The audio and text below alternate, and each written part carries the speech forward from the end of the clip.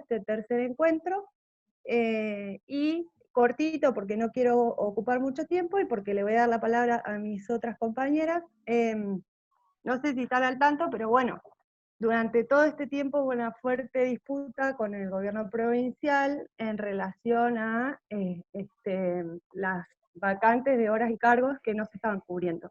Una situación que en tiempos no excepcionales como este es algo que pasa naturalmente, que está establecido, y bueno, bajo estas circunstancias no había voluntad política para llevar adelante un dispositivo que generase la posibilidad de acceder a eso. Y esa fue la disputa, entre otras varias, como módulos alimentarios, como la conectividad que estuvimos dando, que venimos sosteniendo, y que empezó con que el no pago de las y los compañeros, las dificultades ostentosas, ostensibles con relación a generar el legajo, generar el número de empleados, etc. Todo eso fue el principio, y a continuación fue, bueno, esta falta de cobertura. Finalmente, después de una serie de medidas, que fueron 2 apagones virtuales, después de 2 apagones virtuales y una medida extrema como llegar a un ayuno por parte de los representantes gremiales, que fue la medida que se encontró de alguna manera para resguardar la salud del resto de las y los compañeros, por eso no se convocó masivamente. Y esa exposición, bueno, logró finalmente que el gobierno pusiera a disposición su voluntad política para aprobar en cuerpo colegiado un dispositivo que sale del trabajo del colectivo de las y los trabajadores. Entonces, en este sentido, bueno, lo último en la semana es que se aprobó esa resolución, que supongo estarán al tanto, pero quienes no pueden acceder a ella entrando a nuestros medios digitales o solicitándola a cualquiera de nosotros, y que ustedes saben que les directives tienen hasta el viernes para presentar, así como lo hacían a Escuela Cabecera en su momento, ahora hay que mandar un mail donde solicitan o informan cuáles son las vacantes a cubrir al mail que les digo. Se los digo rapidito porque esta información ustedes la encuentran en todos lados y seguramente ya la saben, estoy reiterando, pero porque no quiero dejar pasar esto como cierta conquista en este espacio en este momento tan excepcional. Designaciones covid19@neuquén.gov.ar es el mail al que ustedes le enviarían el viernes las vacantes que necesitan cubrir. Sin más, yo no quiero ocupar más tiempo, pero decirles a las compañeras Vero Crespo o Laura Rodríguez si quieren hacer alguna valoración al respecto para compartir con ustedes. Y Claudia también, que está desde Aluminet Sí, también. Claudia también. Si alguna quiere aportar, digo, sí. me Sí, parece. rescatar esta situación como una gran conquista de la lucha colectiva de las y los trabajadores y trabajadoras de ATEN, y de los compañeros y compañeras también de base, que entre todos y todas hacemos este gran sindicato que lucha por la ampliación de derechos y por el sostenimiento de derechos. Y nada más decir que cualquier duda que tengan en los diferentes seccionales se remitan a nosotras, a nosotros, para poder evacuar y ayudar a que este procedimiento sea de la mejor manera posible para la cobertura de horas y cargos que están vacantes y pendientes, y por responsabilidad del gobierno provincial, ¿no? Desde marzo de este año. Bien. Sí, por ahí lo que yo agregaría, a modo de ampliar un poquito la información que brindaron las compañeras, es que también está la posibilidad de cubrir los cargos de los equipos directivos, ya sea cargos de director, directora, vicedirección, secretaría, si es que la escuela recibió el listado interno. Que bueno, este también es un logro importante. Nosotros es la demanda más importante que teníamos acá en Aluminet con respecto a la cobertura de cargos, y también la posibilidad de realizar el ofrecimiento a los compañeras y compañeros de las escuelas si es que tenían el listado provisorio y no hay ningún reclamo. Dejar en claro eso también, que bueno, a nosotros nos resultó como muy importante en el departamento porque teníamos 4 escuelas en las que faltan cubrir cargos directivos y de secretaría. Agregar eso, y bueno, resaltar esto, que es producto de la lucha en conjunto de todos y todas, que después de 90 días podamos tener la cobertura de las horas y cargos, sabiendo que había compañeros y compañeras que estaban sin el sueldo o con la mitad del mismo. Así que bueno, resaltar la conquista. Bien. Laura. Sí, no, simplemente reconocer, como siempre, el trabajo de cada una de ustedes, compañeras, que sostienen la escuela, y esta es una conquista digamos, de ATEN, del sindicato, y de todas las trabajadoras de la educación, es de todos y todas. Obviamente que es un proceso y que va a estar ATEN, digamos, mirando, observando, acompañando a cada una de ustedes, y respetando que obviamente que se van a usar los listados, porque hay muchas preguntas, ¿no? Pero bueno, no voy a ahondar en eso, sino que, bueno, decir que está el sindicato atrás, acompañándolas y eso. Y además, cortito decirles que después a las compañeras de Neuquén Capital vamos a estar desde la seccional comunicándonos con ustedes para hacerles una invitación a otro espacio, digamos, de equipos directivos. Nada más. Bien. Quizás es importante poder dejar en el chat los mails o algún teléfono de contacto, ¿no? Siempre recordarlo por si surge en estos días de tanto movimiento, consultas, que bueno, las compañeras están disponibles y las seccionales también. Retomamos entonces nuestra charla, como decía Cecilia, hoy estamos en el tercer encuentro, y lo que nos convoca en el día de hoy a poder trabajar juntos es pensar sobre los aprendizajes, ¿no? Recuerdan que la semana pasada utilizamos esta imagen, el corazón, para hablar de la enseñanza, para recuperar aquello que sabemos hacer, que es enseñar, pero que hoy decíamos lo teníamos que poner en contexto. Y el encuentro que nos convoca hoy se llama Trayectorias Escolares en Cuidado, y lo que vamos a tratar de poder pensar hoy es en el aprendizaje. Y hablamos de que el desafío está en poder escuchar el palpitar de este corazón, el movimiento que lo mantiene vivo, esa tarea de la enseñanza, que es la preocupación especial por los sentidos del aprendizaje. La pregunta de qué aprendemos hoy, cómo aprendemos y qué podemos hacer en el marco no solo del acompañamiento, como vimos la semana pasada, sino hoy vamos a problematizar la idea de cuidado. Y en este marco, y tomando la analogía que venimos trabajando, lo que vamos a poner en la cancha hoy es las jugadas de nuestros chicos, de nuestras chicas, al momento de encontrarse con los saberes y construir relaciones. Está Micaela hoy por ahí, que no la he visto mucho ahí, abajo, ahí estás, está Belén también. Sí, estoy acá. Ahí está. Bien. Bueno, saludarlas y saludarlos a todos los que están presentes, tal cual como planteaba Noemí. El encuentro de hoy lo fuimos pensando y vamos a ir trabajando con tres palabras que son muy significativas para pensar los sentidos de las propuestas de enseñanza, pero pensando en el objetivo directo y quienes más nos interesan, ¿no? Que son los estudiantes y sus trayectorias de aprendizaje. En este marco es que ustedes verán ahí lo que estamos compartiendo en la pantalla, es pensar la idea de las trayectorias, ¿no? Trayectorias que en un primer momento vamos a compartir con ustedes esta idea de que sean pensadas como itinerarios, como recorridos posibles, ¿sí?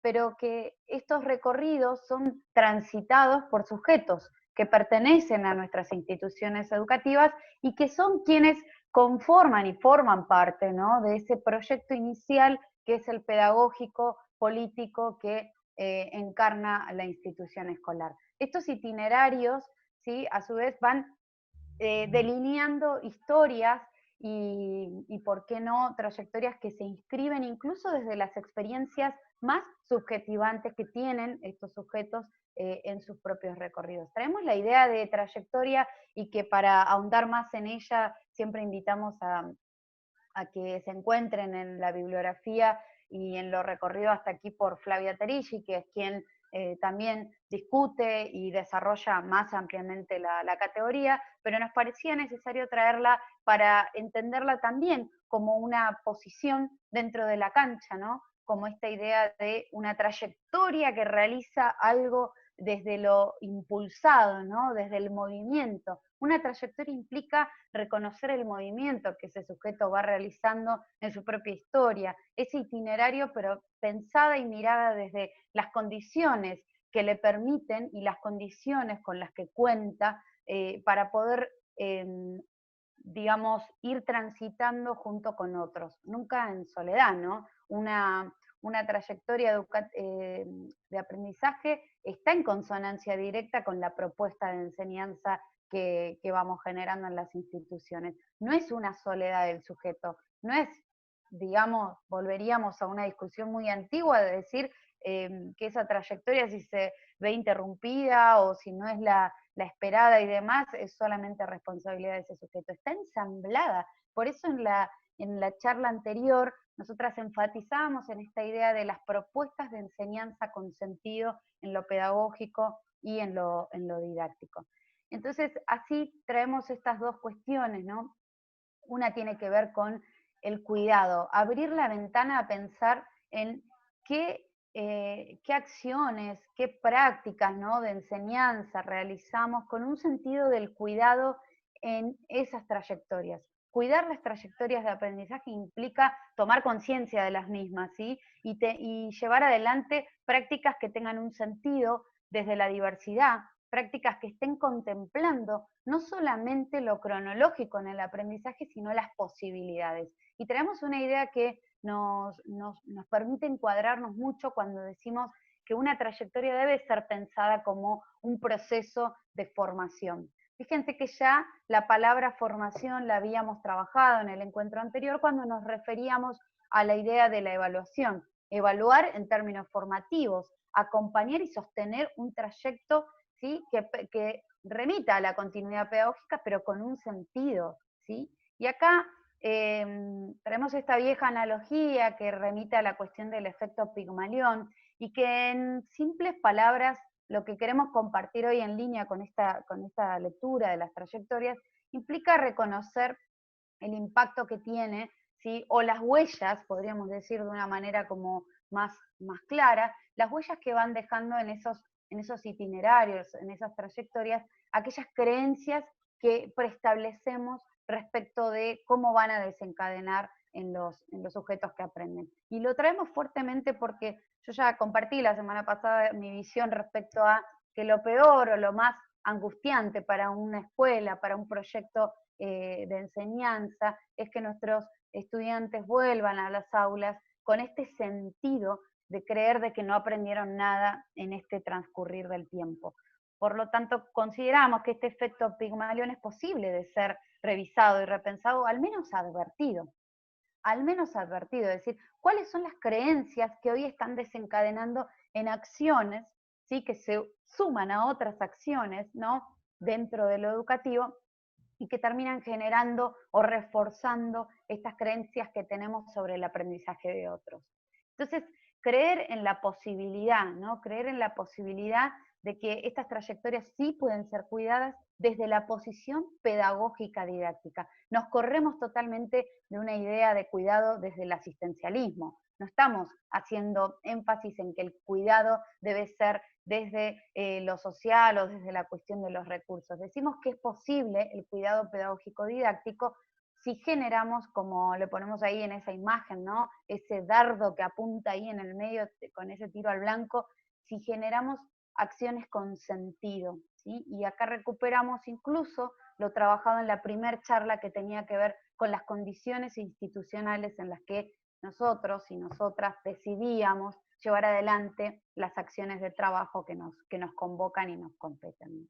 Creo que es interesante poder pensar el aprendizaje desde las trayectorias o a partir de las trayectorias, porque nos permiten recuperar lo singular, lo situado, pero también nos llevan a tener una visión más amplia de estos itinerarios de aprendizaje que son previos en algunos casos, que nos permiten repensar qué aprendizajes estos sujetos de aprendizaje justamente han construido en el tiempo, pero también para qué los tenemos que preparar, ¿no? Entonces, la mirada sobre las trayectorias para poner la lupa en el aprendizaje tiene una mirada retrospectiva, pero también prospectiva respecto, ¿no?, al futuro. Y en este sentido, la idea de cuidado, como recién decía Micaela, tiene que ver con poder pensar en las condiciones de sostén, en las condiciones que son marcos y andamiajes para poder pensar el aprendizaje, ¿no? Y en este sentido, revisar las creencias que tienen que ver con qué sí hoy pueden nuestros estudiantes, qué sí están haciendo, qué hemos logrado en estos meses para poder resignificarlo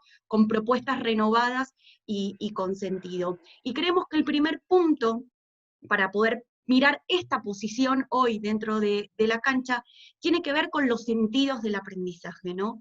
Y en este marco, poder pensar que el aprendizaje escolar tiene ciertas características que las hemos leído en la bibliografía y que hoy lo que proponemos es tener una visión renovada o contextualizada de estas, diríamos, características del aprendizaje escolar para ponerlas a la luz de las condiciones que hoy posibilitan, como decíamos la semana pasada, la continuidad pedagógica. Bien, tal cual como vos decís, Noé, acá intentamos como sistematizar al menos 6 de las características, podríamos decir, desde una mirada más clásica o al menos desde lo más actual, ¿no?, que vamos realizando cada vez que pensamos en el sentido del aprendizaje escolar. El primero de ellos tiene que ver con que es un aprendizaje que lo pensamos automáticamente en términos de algo institucionalizado. Si estamos hablando del aprendizaje escolar, se remite a un contexto y se remite también a que está regulado por esas condiciones propias de la institucionalización, de ese proceso de institucionalización que va sufriendo. En tal sentido, uno podría decir, bueno, queda descontextualizado de ese contexto, de ese afuera de la institución, ¿no? Muchas veces hicimos preguntas en relación a si tenía sentido lo que aprendían dentro de la escuela nuestros estudiantes, ¿no? Y nos las vamos haciendo en términos de repensar las prácticas de enseñanza. Ese es el motor, ¿no? Mirar el aprendizaje para decir qué puedo transformar o volver a repensar en términos de nuestras propias prácticas.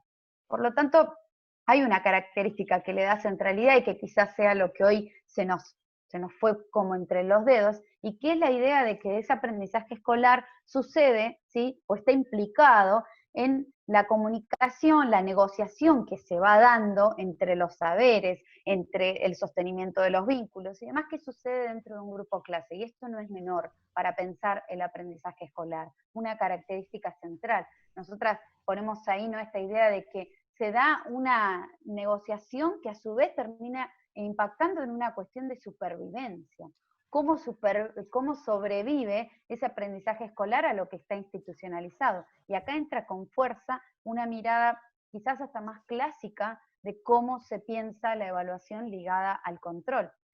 Piensen en todas las preguntas, todos los debates que tuvimos en este tiempo pensando en qué sentido tenía seguir enseñando si, no por todos nosotros, no al menos, pero digo, ¿qué sentido tenía seguir enseñando si no se iba a evaluar, ¿no? Familias preocupadas por ¿qué le van a devolver en términos de aprendizaje escolar? Bueno, hay algo ahí que está ligado necesariamente, porque es por lo que ha sobrevivido en muchos casos el aprendizaje escolar, por tener una necesariedad, ¿no?, de ser controlado y mirado y de que, como quien diría, vigilancia respecto a si sucede.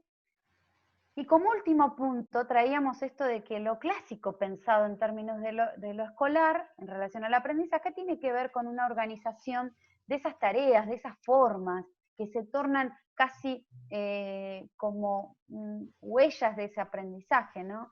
Que terminan mostrándonos cómo participan nuestros estudiantes de sus propios recorridos de aprendizaje escolar, pero que está más ligado a todo lo que reciben en términos de propuesta. Y esas propuestas, vuelvo a decir, están en relación directa con las propuestas que los docentes realizamos, pero que las escuelas, desde sus sentidos, desde sus tramas, ¿no? Desde sus posiciones, van proponiendo a los recorridos de los estudiantes. Por lo tanto, la pregunta que te la dejo a vos ahí pensando, ¿no? Es, ¿qué debe continuar de todo esto? ¿O cuál es el sentido pedagógico que se podría repensar si ya estas características clásicas las tenemos? Las tenemos y sabemos, ¿no?, que por detrás surgen de muchos estudios, de muchas investigaciones, de las teorías del aprendizaje que hemos estudiado y revisado tantas veces, y que vemos que son explicaciones necesarias, que traen luz para entender el aprendizaje, pero a veces no son suficientes, entendiendo que las condiciones del contexto van cambiando. Y esto no significa que aprendemos de manera distinta. Esto nos lleva a pensar que hoy aprender está condicionado por factores contextuales, pautas culturales, que hacen que justamente estos procesos sufren algunas modificaciones, o se ven influenciados por ciertos factores, ¿no? Mucho hemos escuchado de que estamos en la sociedad, ¿no?, de la información. Y sí, claramente, hoy tenemos un acceso, o la mayoría de las personas tienen un acceso más fácil, más rápido a la información, pero eso no significa que tengan encuentros o relaciones con el conocimiento a través de procesos de aprendizaje. Mirando así como revisamos la cuestión clásica o las miradas clásicas del aprendizaje, también miramos cuáles son los últimos desarrollos, planteos en torno al aprendizaje, no solo escolar, sino también como un proceso que nos acompaña a lo largo de la vida. Y acá presentamos algunas de estas características. La primera tiene que ver con pensar hoy un aprendizaje omnipresente, ¿no? Esta idea de que tenemos múltiples oportunidades de poder aprender en diferentes tiempos y lugares. Si bien siempre hemos podido aprender así, hoy parecería, ¿no?, que esta frontera entre el aprendizaje formal y no formal o informal estaría borrada, ¿no? Y resignificamos el interés y la motivación que justamente genera poder aprender desde nuestra cotidianeidad, desde nuestras situaciones problemáticas, para darle sentido a aquello que estamos iniciando en términos de una relación epistémica. Se habla también de que hoy aprendemos o tenemos aprendizajes justo a tiempo, y frente a esta sensación de que tenemos tanta cantidad de información que anda circulando, hay hoy una estrategia que es aprender lo que necesito para resolver aquello que me interpela hoy, sabiendo también que el conocimiento es móvil, es cambiante, y quizás lo que aprendo hoy en 10 años logre estar caduco. Por lo tanto, esta idea de aprender justo a tiempo remite a esta capacidad de poder seleccionar, priorizar o jerarquizar aquellos conocimientos que me interpelan de manera personal y que justamente en esa interpelación despiertan el deseo de saber, ¿no? Habla de, yo lo represento, ¿no?, esta capacidad que tenemos a veces de tener en la computadora ventanas abiertas y vamos seleccionando aquello que necesitamos en función de las prioridades, de la inmediatez de resolución.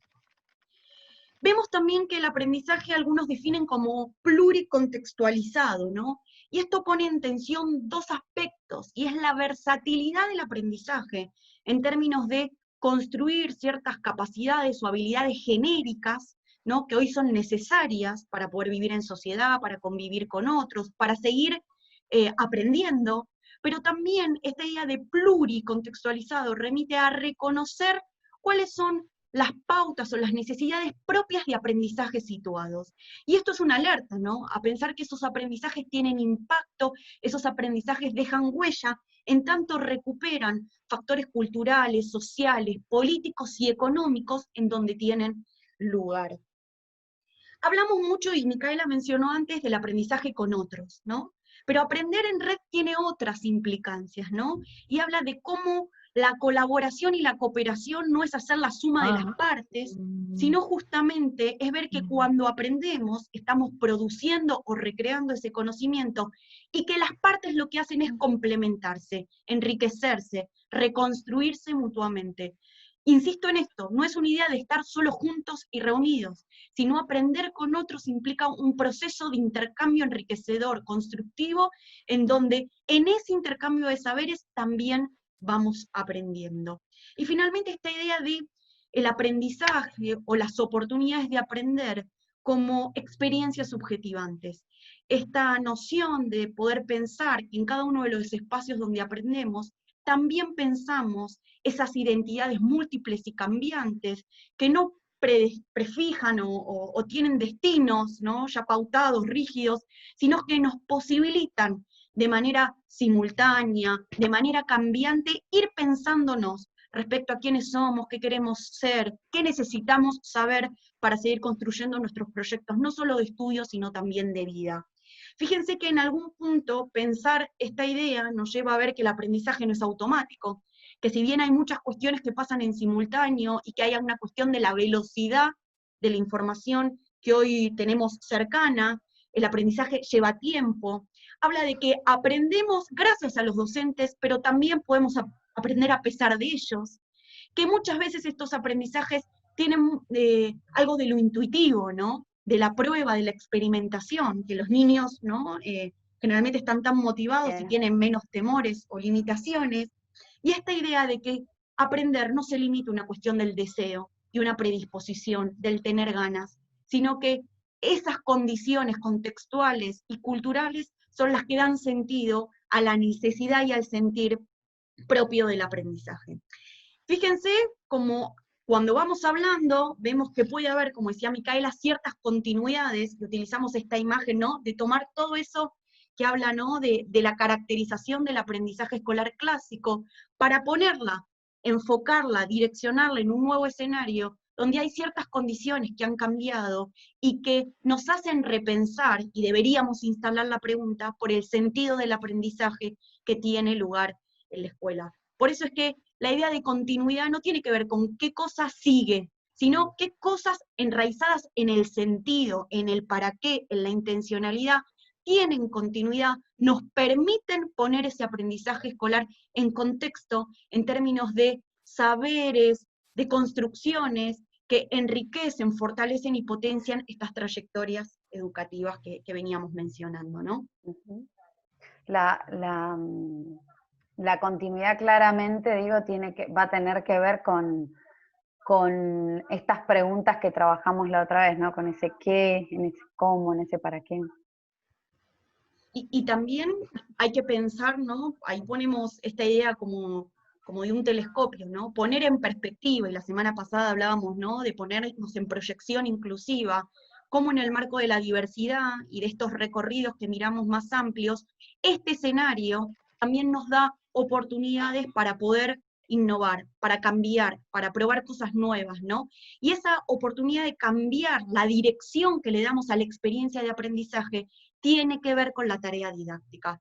Por sí sola no sucede, sino que creemos, incitamos, ¿no?, a partir de estas charlas, poder pensar con los equipos docentes cuáles son los sentidos del aprendizaje que hoy están vigentes y cuáles son aquellos que tenemos que redescubrir junto, ¿no?, a nuestros niños y niñas, para poder pensar propuestas situadas, ajustadas, singulares, pero también que recuperen lo colectivo del trabajo escolar. Pensando en ello, es que nosotros nos detuvimos en esta idea de continuidad y posibilidad a reconocer algunas cuestiones que funcionan, diríamos, como siempre, pistas o tirar el ovillo para poder pensar el aprendizaje y su sentido, ¿no? Sí, por eso un poco se me ocurría antes cuando te escuchaba, ¿no?, de que en realidad tal cual, la continuidad no tiene que ver con seguir haciendo lo mismo, al menos en esta propuesta que estamos compartiendo. No es que continúa y como continúa, bueno, no lo volvemos a revisar, sino que la continuidad en términos de aquello de lo que sí nos podemos tomar, ¿no? Como esta idea de llego a la orilla, estaciono esa barca, ¿no?, la ato, pero la puedo volver a soltar. Fíjense que estamos poniendo dos imágenes que no es una atadura tan fuerte, ¿no?, que nadie podría ir a soltarla. Claramente la podemos soltar y podemos movernos. Entonces esta continuidad, pensaba, tiene que ver un poco con ese planteo, quizás, obviamente que es personal, pero es necesario, de volver a pensar en esas preguntas que tienen que atravesar al aprendizaje. Por lo tanto, decimos acá que un aprendizaje que favorecer, ¿no?, esta idea de que otro pueda ocupar su propio lugar. Nosotros no definimos cuál es la trayectoria de un sujeto, no le decimos vos vas a ir por acá, pero nosotros generamos condiciones dentro de los marcos institucionales, generamos condiciones con nuestras propuestas de enseñanza que a su vez van dejando esa huella, ¿no? en la trayectoria en sí misma. Pero traemos con fuerza, y muy bien dicho por mi compañera, ¿no? Esta idea de lo colaborativo en términos de que represente en algún punto como base lo común.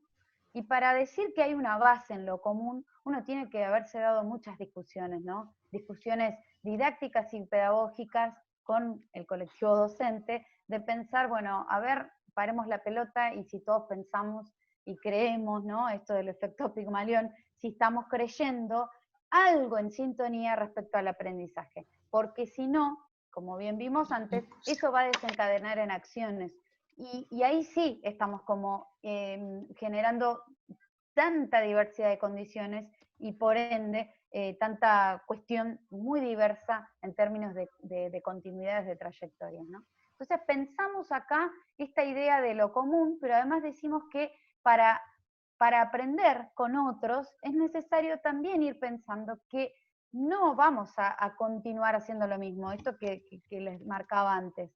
Y traemos esta idea de que aunque trabajemos y pensemos al aprendizaje desde lo colaborativo, la meta en sí misma del aprendizaje es la autonomía. Y uno podría decir, bueno, pero la autonomía terminará siendo una característica en la que lo que más pese sea lo personal del sujeto y la cuestión que lo define y su propia intencionalidad sobre el aprendizaje y demás.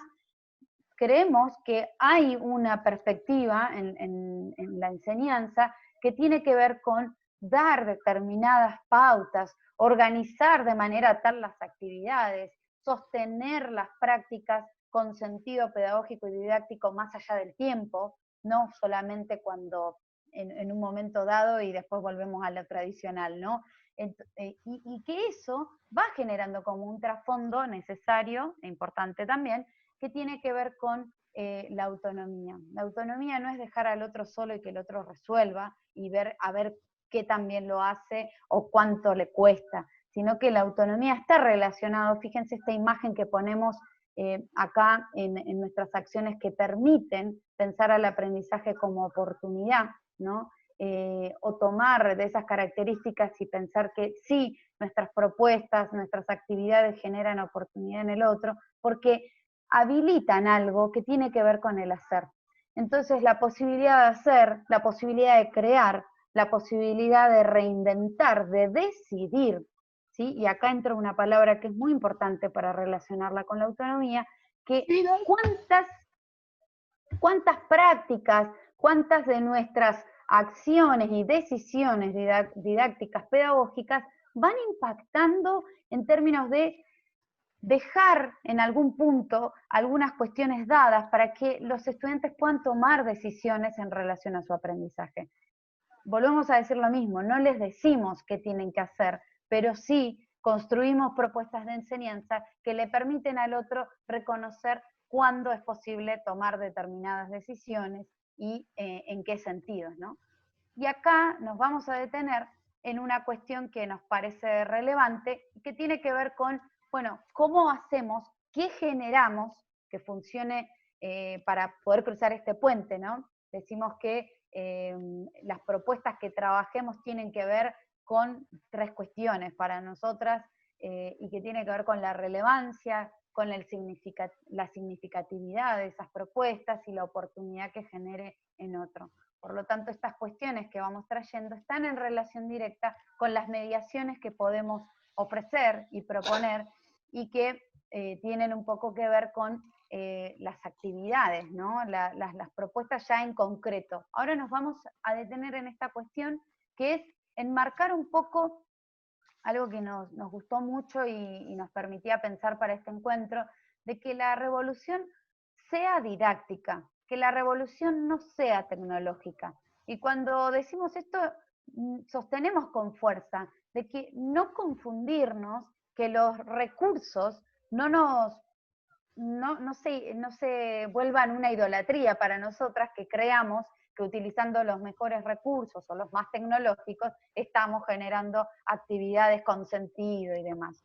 Entonces acá lo que proponemos es pensarlos en términos didácticos. Vuelvo a insistir que para que algo me permita cruzar ese puente, esa imagen anterior que teníamos, primero tengo que poder trabajar tan bien los sentidos que eso me revolucione y no nos revolucione. ¿Sí? ¿Y qué hago? Lo mando por WhatsApp, armo un grupo de Facebook, hago esto, hago lo otro. Esas decisiones vendrán después, pero el primer punto es sentarnos como en la mesa grande, ¿no? Cuando uno dice, bueno, hablemos de lo importante para poder pensar en las actividades de aprendizaje. Creo que esto es muy importante porque nos muestra, ¿no?, esto de pensar la enseñanza y el aprendizaje como procesos interrelacionados, ¿no? No podemos recuperar y trabajar sobre los sentidos del aprendizaje si las preguntas no nos llevan a poder pensar las propuestas de enseñanza. Y en este marco creo que es relevante la palabra que antes vos mencionaste, lo colectivo, pensar desde allí lo común, entendiendo que lo común no es lo que traen todos, ¿no?, sino que lo común es lo que se construye en la escuela. Cada uno trae su singularidad, y es mi posición político, pedagógica y didáctica la que me permite generar experiencias donde reconozco lo común, donde construyo con otros también lo común. Y volvemos a eso porque pensamos justamente que el trabajo está vinculado a pensar mediaciones. Pensar en el sentido del aprendizaje y darle lugar no tiene que ver con armar megaproyectos, sino tiene que ver con pensar propuestas acordes a las necesidades, y se acuerdan que la semana pasada hablamos de los intereses de época de los sujetos, pero que estas mediaciones, fíjense, dice, son simplificadas, y no remiten a que son simples, que son fáciles, sino que lo que remiten es que lo que permiten es acercar esa relación que queremos construir de los estudiantes con el conocimiento, pensando, ¿no?, que esos saberes se presentan de manera accesible. Y esto implica poder pensar ciertas acciones que tenemos que generar y estimular de manera acompañada, porque no suceden por sí mismas en los niños, en las niñas, y tienen que ver, fíjense, con la exploración, esta capacidad de poder observar el entorno que tengo y de reconocer allí nuevos saberes a construir, ¿no?, un conocimiento inacabado de esa realidad circundante, de experimentar, de un aprender haciendo, probando, ensayando, reconociendo procesos, analizando fenómenos. Allí en esa situación descubrir, ¿no?, qué cuestión maravillosa, ¿no?, cuando uno se sorprende sobre eso que recién conoce, que encuentra explicación, y donde ahí se produce, decimos, la chispa del aprendizaje. Esa idea de poder descubrir, que anticipo, que doy pista en el marco de que otro reconstruya esas relaciones conceptuales para poder comprender mejor su realidad. Y el último punto, acá diríamos sí, recién acá podríamos pensar en la tecnología, en las oportunidades que les damos a estos niños y estas niñas de expresar eso que descubrieron, experimentaron y exploraron con múltiples lenguajes. Hoy se habla, ¿no?, de lenguajes multimodales que nos permiten las tecnologías. Podríamos pensar en un video, podemos pensar en un texto, podemos pensar en una infografía, podemos pensar en un collage, en tantas formas de expresar eso que nos atraviesa a través del conocimiento y que despierta procesos cognitivos y afectivos, que es lo que anclan el nuevo aprendizaje en términos de una relación sostenida, real, con el saber. La semana pasada mencionamos, ¿no?, que el modelo clásico de enseñanza, esto de exponer, de ejercitar y de corroborar o validar, luego estaba agotado, y teníamos pistas de esto antes de la pandemia. La pregunta es, nuestras propuestas de enseñanza, en vistas y enfocadas a pensar los sentidos que hoy tienen el aprendizaje, ¿recorren estas acciones?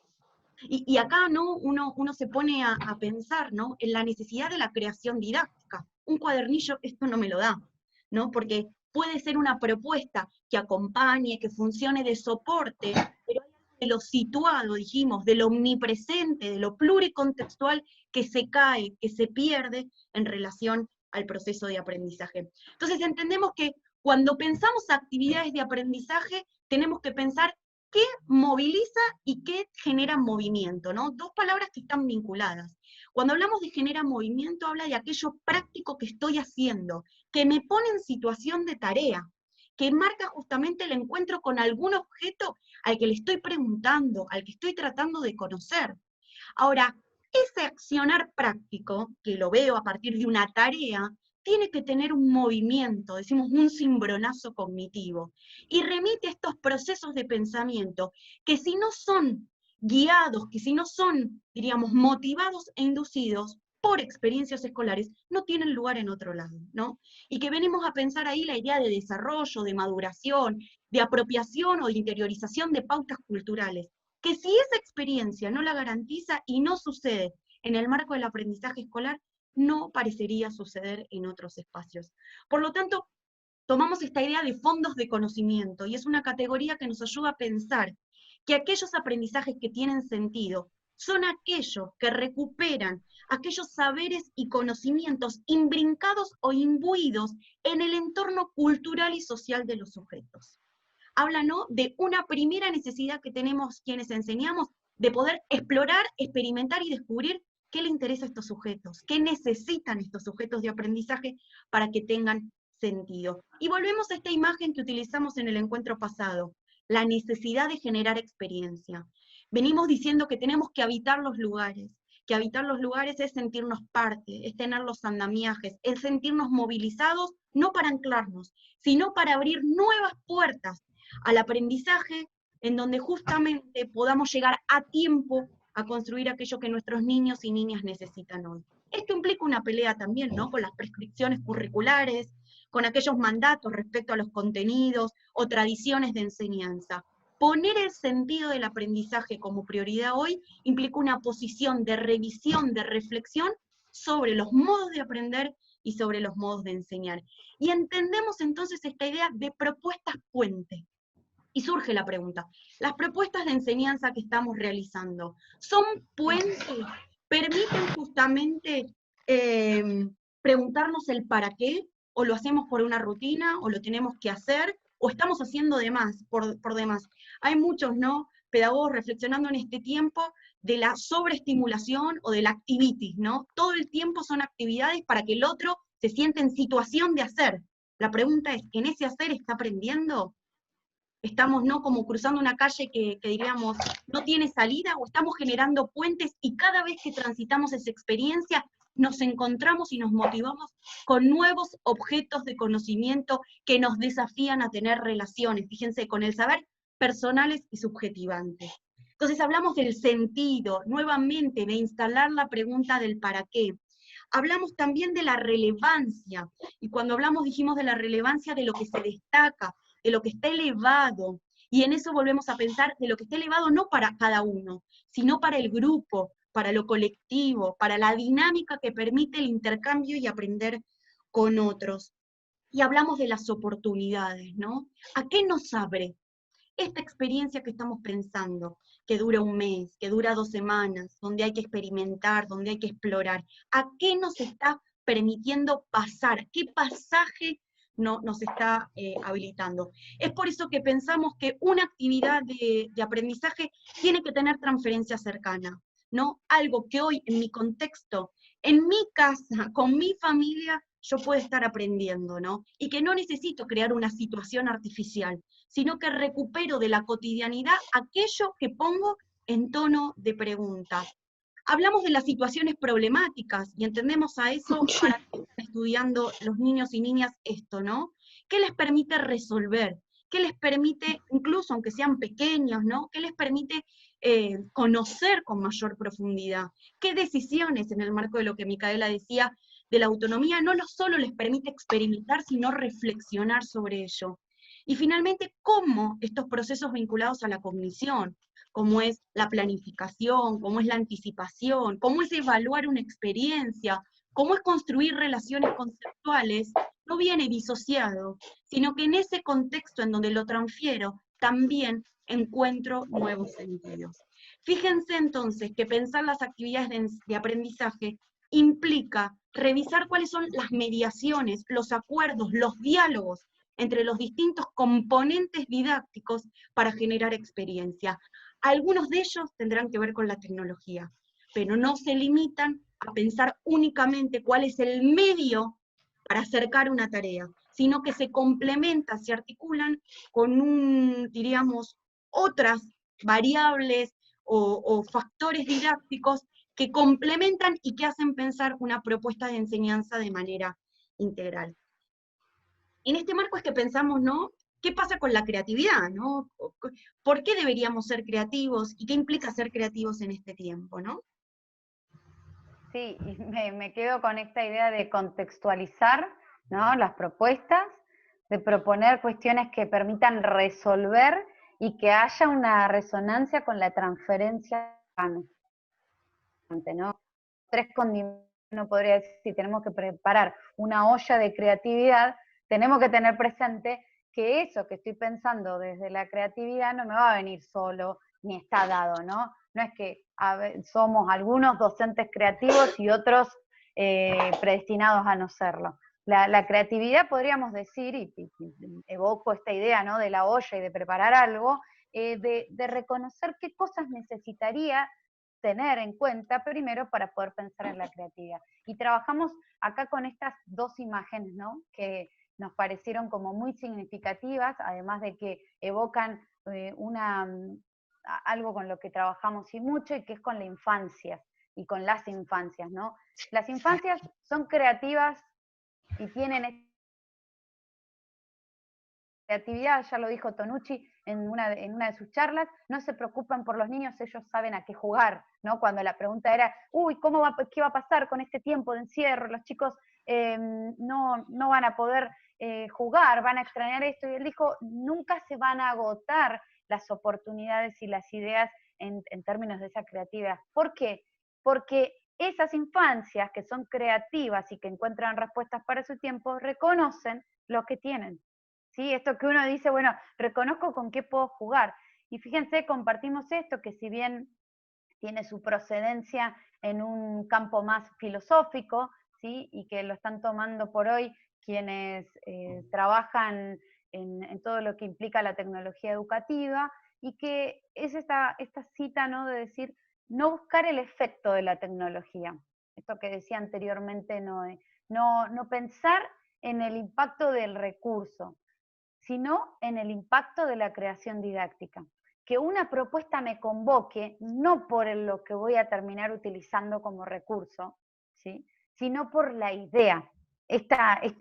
¿No?, que uno dice, la verdad que esta propuesta me desafía, la verdad que este ejercicio me hizo pensar con otros, tuve que preguntarle, pensando en los chicos, ¿no?, tuve que preguntarle a mi mamá y a mi papá cómo lo hubieran hecho ellos, tuve que construir en otros espacios, en otros rincones. Y justamente, como lo mencioné hace un rato, esta idea de poder creer en las posibilidades de aprender, traemos también para compartirles hoy algunos de los aportes que fue realizando Tonucci, y que lo van a tener, esto mismo está sacado de un material que dejamos en la bibliografía posterior a este encuentro, y que fíjense cómo con 5 ejemplos claros, ¿sí?, que cuando ustedes los lean seguramente algunas ya lo escuchó, pero con 5 ejemplos claros, él nos trae esta simplicidad, digamos, esta simpleza de pensar una propuesta creativa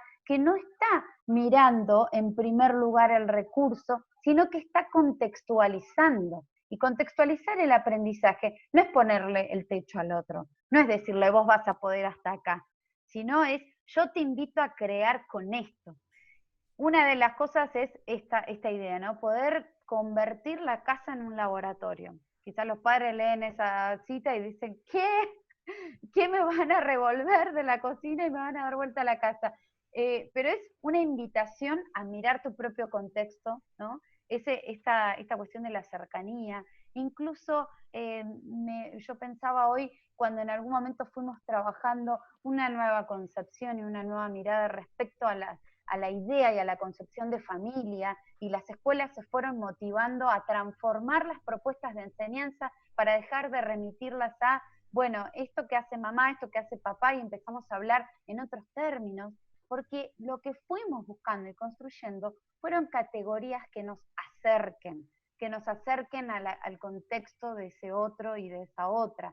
Fuimos construyendo nuevas miradas que nos permitan entender el aprendizaje en situación. Así que con estas dos últimas viñetas, ¿no? Fíjense el gran temor acá de pensar de que si este virus sigue, el gran riesgo que tendríamos sería aprender demasiado, porque lo que estamos no pudiendo dejar de hacer es hacernos preguntas respecto a qué de todo esto, pero pensando en la escuela. ¿Sí? No estamos pensando en la continuidad del aislamiento y demás, estamos pensando en la escuela, estamos pensando en lo que queremos que suceda también. Y es interesante esta propuesta de Tonucci porque diríamos, los recursos para trabajar con la propuesta en términos de experiencia están en la casa, no hay que salir a buscarlas, no las tengo que generar. ¿Sí? Y la tecnología tampoco, diríamos, aparece, sería el medio para compartir esa propuesta, para levantar la experiencia, pero la propuesta en sí es la creación didáctica de recuperar aquello de la cotidianidad que hoy lo ponemos como objeto de enseñanza. Y es que en este camino, esta imagen que utilizamos la semana pasada, nos habíamos encontrado con la enseñanza y la evaluación, habíamos visto que no eran cuestiones separadas, sino que se encontraban todo el tiempo, y hoy en este escenario ponemos también al aprendizaje. Parecería que está lejos, ¿no?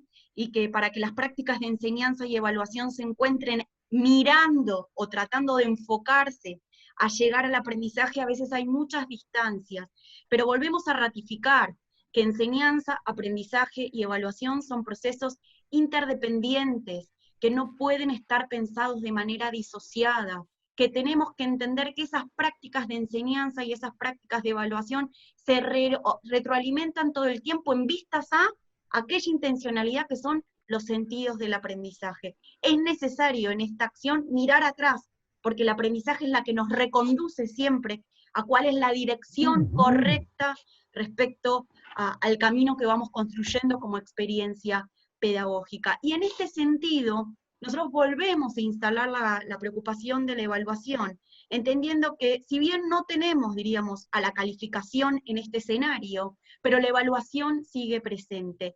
Y nos preguntamos cómo la evaluación nos permite cuidar las trayectorias, dijimos, generar condiciones de sostén afectivo, cognitivo, ¿no? Desde un marco pedagógico para poder pensar en situación los aprendizajes. Y traemos para ello hoy, diríamos, una estrategia o diríamos una parte de la evaluación que creemos que es indispensable y que hoy puede ser una acción que nos permita mirar el aprendizaje, acompañarlo, estar cerca con este sentido de cuidado, también dando información para que, como los docentes tomamos decisiones, nuestros estudiantes también tomen decisiones sobre sus procesos en el marco, ¿no?, de la meta que teníamos, que era la autonomía.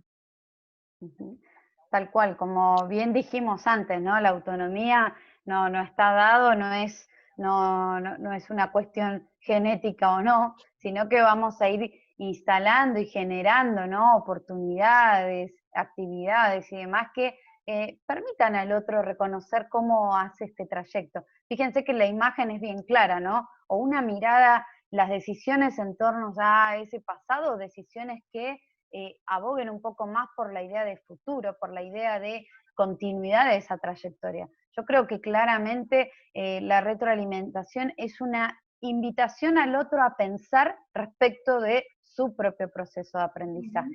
Pero cuando uno invita al otro, ¿no? Yo te invito y no te invito a mi casa y te digo, bueno, pero traete todo lo que quieras comer, tomar, traete la servilleta, traete todo, aunque en algunas épocas de crisis hacíamos los cumpleaños y decíamos traer bebida, ¿no? Pero en esta idea de invitar al otro, pero lo espero. Y en esta concepción de cuando yo invito al otro a pensar, lo estoy esperando, lo voy a recibir en que esta pregunta del cómo, ¿sí? ¿Cómo hacemos la retroalimentación? ¿Cómo espero a ese otro? ¿Y cómo puedo proceder a acompañar en su pensamiento? Y traemos tres ideas que tienen que ver. Una, por un lado, tiene que ver más con la cuestión de la justicia, ¿no? Y la cuestión de la pertinencia en las cosas que vamos comunicando. Otra en el sentido que se le otorga a ese mensaje que se transmite, ¿sí? Que tiene que ver con una idea más de nutrición, le ponemos nosotras ahí, pero puede ser también en el cómo de una manera variada, ¿no? Fíjense la imagen, todas las frutas, verduras, una variedad importante de caminos que tengo para generar ese momento de retroalimentación, pero lo más importante de la retroalimentación es el mensaje, es la intencionalidad que tenga.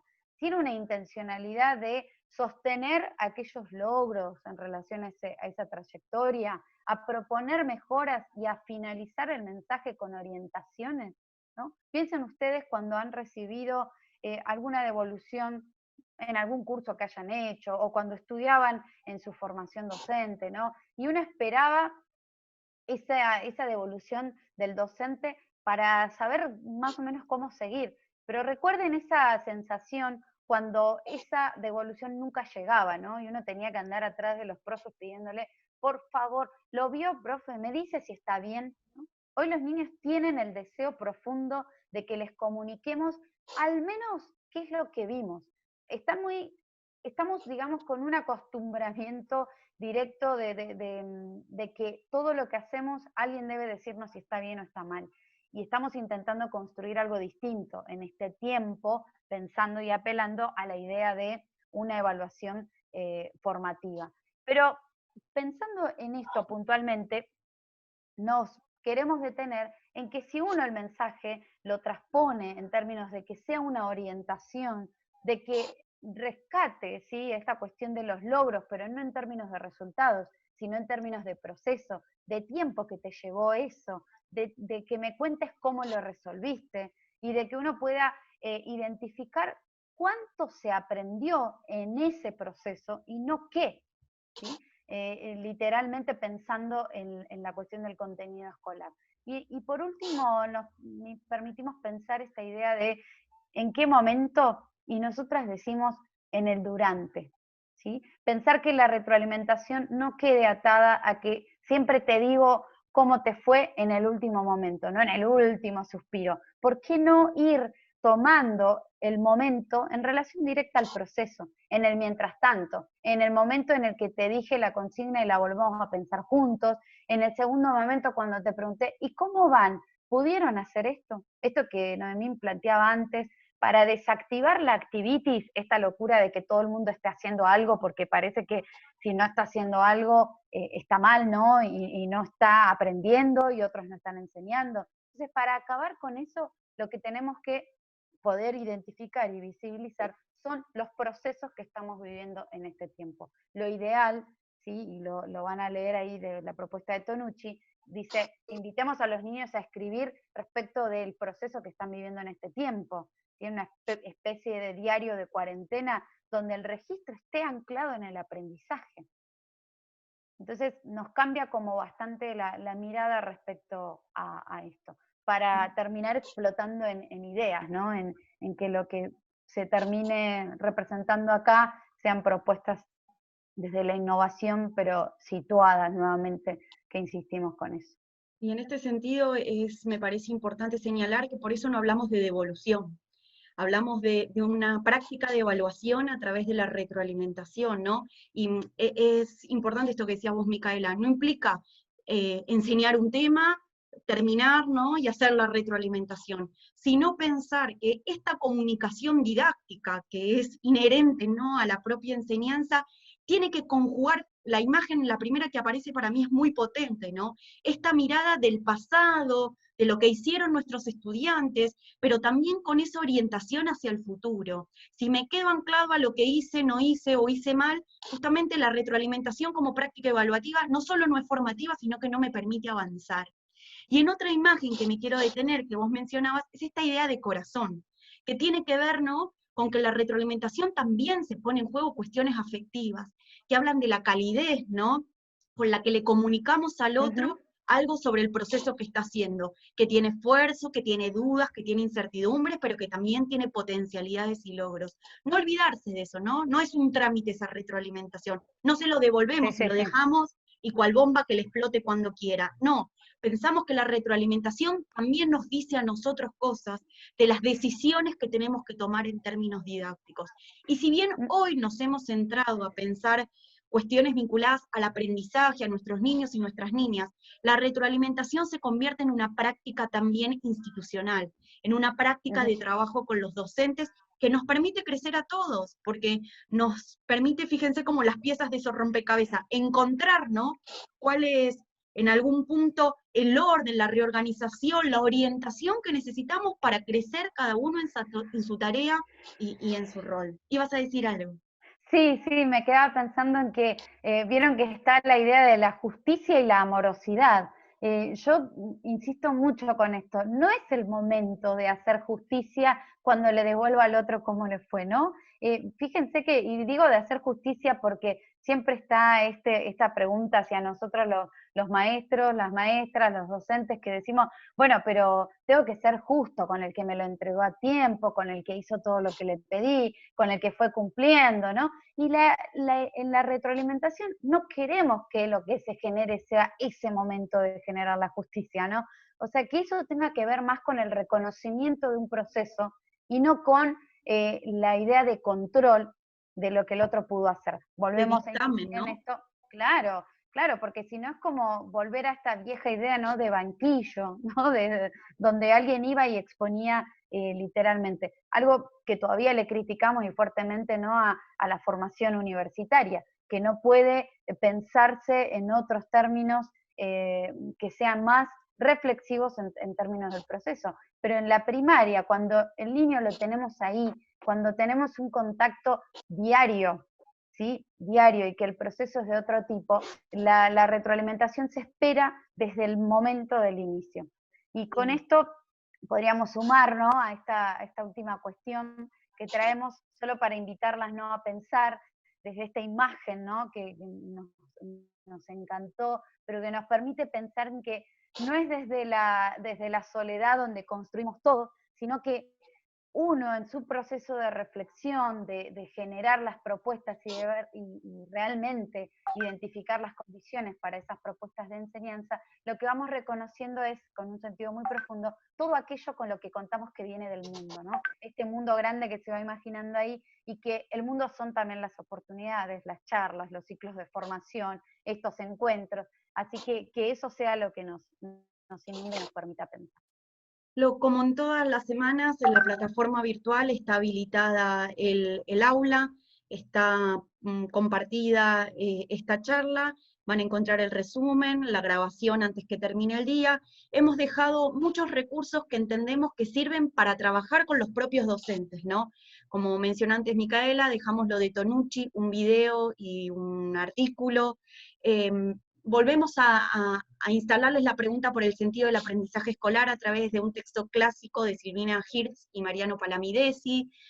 Traemos una reflexión sobre los aprendizajes que hace Mérier en este tiempo, y también, ¿no?, algunas, diríamos, motivaciones para pensar cómo encender la chispa del aprendizaje con preguntas y experiencias que Melina Furman comparte. Volvemos a decir, son múltiples recursos que nos permiten meter la nariz en pensar el aprendizaje y los sentidos, pero que pueden ser disparadores para habilitar conversaciones pedagógicas en cada una de nuestras escuelas. Y en esta oportunidad, como decimos siempre, las actividades no tienen que ver con cumplir, sino con retroalimentarnos nosotros, de nuestros saberes, de nuestras experiencias, y abrimos un nuevo foro, donde les preguntamos, ¿no?, qué sentidos del aprendizaje hoy están pudiendo reconocer en cada una de sus escuelas, qué preguntas, ¿no?, empiezan a surgir en el trabajo con los docentes. Lo que pedimos en este marco, y siendo coherentes, ¿no?, con, decíamos hoy, aprender en red y con otros, poder intercambiar, ¿no?, en este foro, para ver qué ideas, qué propuestas se están haciendo en otros lugares que me sirven, me nutren, me retroalimentan para pensar hoy mi práctica y construir, diríamos, posición político-pedagógica.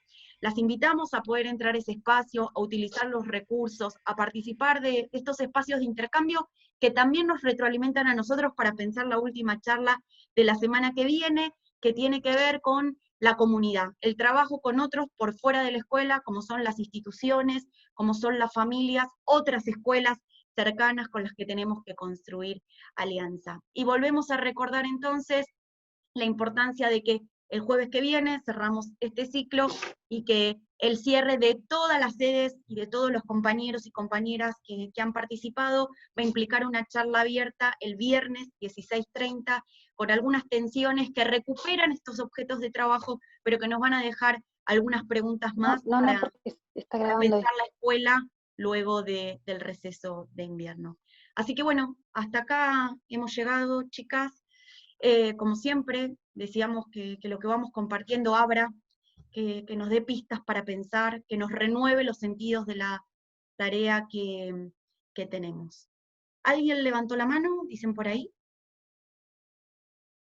¿Puede ser? ¿Sí? Si alguien quiere compartir algo, vinimos pipí cucú con el tiempo. No sé si hay alguien. No, el no vi yo. viernes, una consultita, el viernes dice entonces que habría una charla abierta, ¿en qué horario? Y repasamos, igual a partir del día de mañana va a estar todo publicado en el Facebook de formación. El jueves que viene hacemos la cuarta y última charla de este ciclo, y el viernes 3 de julio a las 16:30 horas convocamos una charla abierta que va a dar nuestra directora del equipo de investigación, al que pertenecemos Micaela, Belén, muchas otras compañeras que también participan de estos encuentros, no desde el Zoom, pero desde el armado, desde la propuesta, para poder compartir algunas ideas que sirven para pensar los equipos directivos. Por lo tanto, va a haber un flyer que mañana va a salir por formación, van a poder inscribirse, y para nosotros es importante porque como tiene una idea y una clave nueva, es la manera de poder comunicárselo, y esperamos, ¿no?, que puedan participar porque entendemos que es el cierre de este proceso intenso que atravesamos en estas 4 semanas. ¿Sí? ¿Les parece bien? Les decíamos, no sé, Mica, si querés decir algo más. No, simplemente agradecer nuevamente el espacio, invitarlos a que participen de los foros, estamos leyéndolos con atención, pero por ahí entendemos que, bueno, saturados por muchas cosas, muchas horas de exposición a las pantallas y demás, pero que es importante, ¿no? Porque ya que el formato que encontramos fue de charlas, siempre nos vamos de acá con la duda de qué piensan, cómo más aportarían, cómo seguirían pensando. Y si bien eso va sucediendo al interior, ¿no?, en grupos más pequeños y demás, nos gustaría que se genere como ese intercambio. No es posible, obviamente, por la cantidad de participantes que se van teniendo y demandaría otro tiempo, pero sí invitarlas con mucha fuerza a esos espacios que se leen, que se piensan, ¿sí?, y que se asienten. Así que por mi parte me despido, muchísimas gracias por todo y gracias. Que tengan una linda tarde, fresquita pero linda. Bien, ahí está Belén también. Belén, ¿querés decir algo? Parte de nuestro equipo. Hola, ¿cómo andan? Sí, también unirme a la convocación de la participación, que desde por lo menos el lugar que venimos haciendo con el trabajo de la universidad, también nos enriquece un montón sus aportes, entonces como hacerles llegar eso, la importancia que tiene saber qué están pensando y leer lo que vayan escribiendo, así que bueno, muchas gracias por su participación y que tengan un lindo día. Bien, cerramos entonces este jueves, que tengan una linda tarde, a cuidarse mucho en este tiempo y nos vemos la semana que viene. Chau, chau. Gracias, chao, chao.